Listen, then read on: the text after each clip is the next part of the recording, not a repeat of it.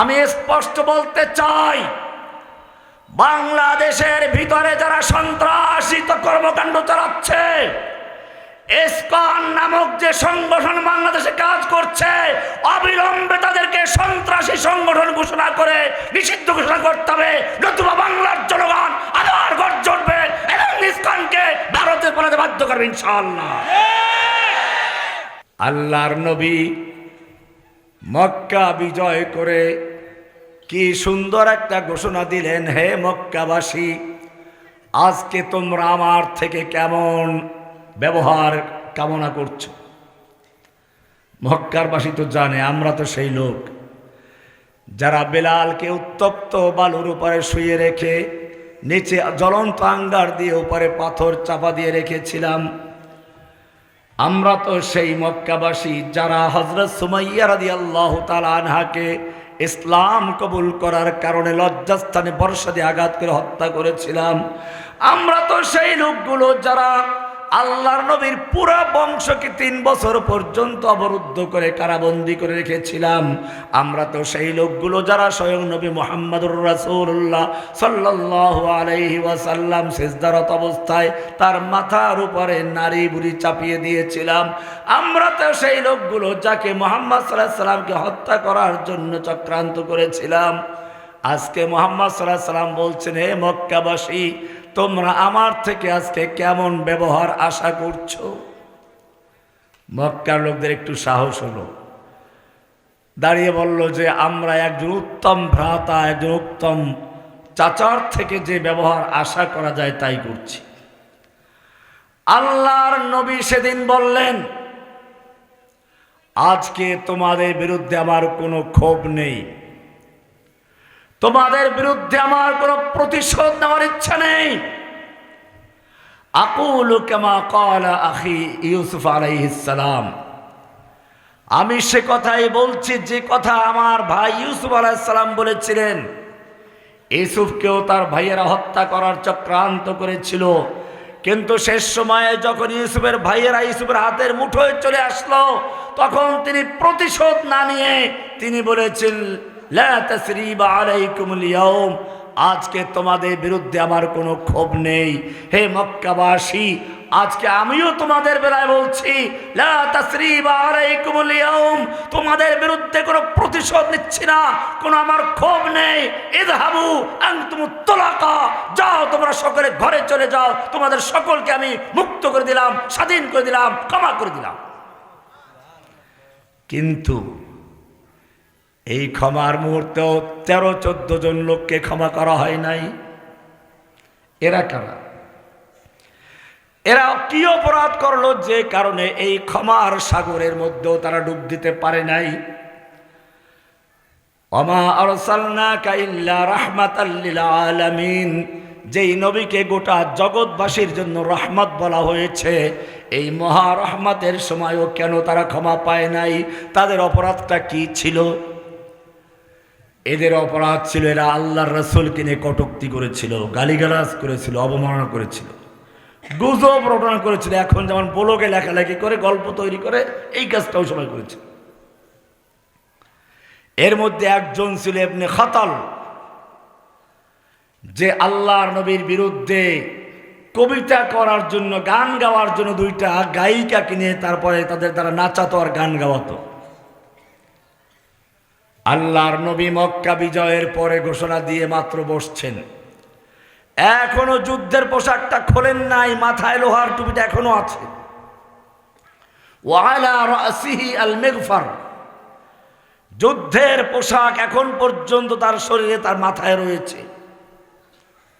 এমত অবস্থায় একজন এসে বলছে, ইয়া রাসূলুল্লাহ, ইবনে খাতাল মুতাআল্লিকুন বিআস্তারিল কাবা, ইবনে খাতাল যে আপনাকে গালিগালাজ করার জন্য বান্দি ক্রয় করেছিল, নাচাতো, গান গাওয়াতো, সে এখন বাঁচার জন্য কাবার গিলাফ ধরে আছে।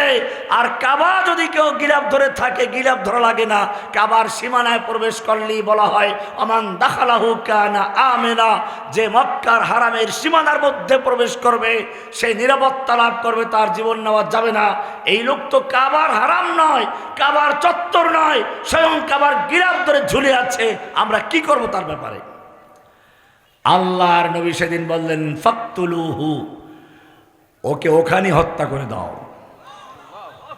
বোঝা গেল শাতিমে রাসূল, আল্লাহর নবীকে নিয়ে যারা গালিগালাজ করবে, তুচ্ছ-তাচ্ছিল্য করবে, অবহেলা করবে, তাদের বেলায় কোনো ক্ষমা নেই, তাদের জন্য কোনো দয়া নেই, তাদের একমাত্র শাস্তি হচ্ছে মৃত্যুদণ্ড। কিন্তু বিগত সরকার এদেরকে মাঠে নামিয়েছিল। আমরা বলেছিলাম এদের ব্যাপারে শাস্তি কোরআনে আছে, কার্যকর করো। এই শাস্তি শুধু নবীর যুগে না, আল্লাহ সে ফাঁক ফোকর বন্ধ করে দিয়েছেন। সুন্নাতাল্লাহ, এটাই হচ্ছে আল্লাহর রীতি। সুন্নাতাল্লাহিল্লাযীনা খালাউ মিন ক্বাবলু, ইতিপূর্বে যারা এরকম কাজ করেছে, নবীদেরকে নিয়ে কটূক্তি করেছে, গালিগালাজ করেছে, তাদের বেলায় এই শাস্তি আগের থেকে চলে এসেছে। ওয়ালান তাজিদা লিসুন্নাতিল্লাহি তাবদীলা, কিয়ামত পর্যন্ত আল্লাহর এই আইন কেউ পরিবর্তন করতে পারবে না, বাতিল করতে পারবে না, কিয়ামত পর্যন্ত আইন বহাল থাকবে। সুবহানাল্লাহ। কে বলেছে? এই আইন কার? আল্লাহর আইন বাস্তবায়ন করার জন্য যেই ছেলেরা নিজের জীবনের ঝুঁকি নিল, এখনো তারা সেই জেলে আছে। এটা কি বরদাস্ত করা যাবে? কিসের মুক্তি হলো, কিসের আন্দোলন, কিসের বিজয়? এরপরে এখন দেখেন নতুন করে চক্রান্ত শুরু হয়েছে। আল্লাহর রাসূল সাল্লাল্লাহু আলাইহি ওয়াসাল্লাম বলেছেন, আমার উম্মতের দুইটা দল আল্লাহ তাআলা তাদেরকে জাহান্নামের আগুন থেকে মুক্ত রাখবেন, হেফাজত করবেন। কয়টা দল? ইসাবাতান, দুটো দল। কয়টা দল? আহরাজাহুমাল্লাহু মিনান নার, যে দুটো দলকে আল্লাহ তাআলা জাহান্নামের আগুন থেকে নাজাত দিবেন, মুক্তি দিবেন, সঙ্গে হেফাজত করবেন। ইসাবাতুন তাগজুল হিন্দা, একটা দল হচ্ছে তারা যারা গাজওয়াতুল হিন্দে, হিন্দুস্তানের যুদ্ধে মুসলিমদের পক্ষ হয়ে যুদ্ধ করবে, হিন্দুদের বিরুদ্ধে লড়াই করবে। কাদের বিরুদ্ধে? বোঝা গেল হিন্দুদের বিরুদ্ধে যুদ্ধ হবে, আল্লাহ রাসূল আগেই বলেছেন। সুতরাং হিন্দুদের এই নর্দন কুর্দন এগুলো নতুন কিছু না, এগুলো চলবে। এটা হওয়াই স্বাভাবিক। না হলে বরং প্রশ্ন আসতো, আল্লাহর নবী বলেছেন কেন তার লক্ষণ দেখতে পাচ্ছি না?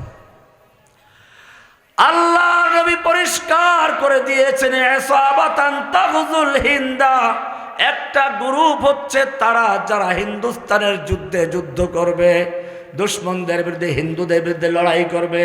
ওয়া ইসাবাতুন তাকুনু মা ঈসা ইবনে মারইয়াম, আর একটা দল হচ্ছে তারা যারা ঈসা আলাইহিস সালামের সঙ্গী হয়ে দাজ্জালের বিরুদ্ধে সরাসরি যুদ্ধে লিপ্ত হবে।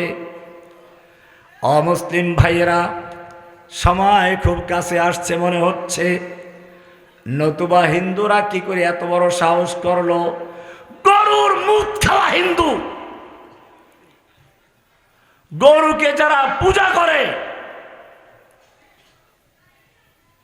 এই হিন্দু যারা মুসলিমদের ভয়ে থরথর করে কাঁপত, আজকে সে হিন্দুদের এত বড় সাহস হয়েছে। আমি পরিষ্কার বলতে চাই, মুসলিমদের কেউ যদি কোনো কিছু লেখালেখি করে, শুধু লেখালেখি নয়, আমি দেখেছি হাজার হাজার লোককে গ্রেফতার করেছে, অপরাধ শুধুমাত্র আমার বক্তব্য তার মোবাইলে পেয়েছে।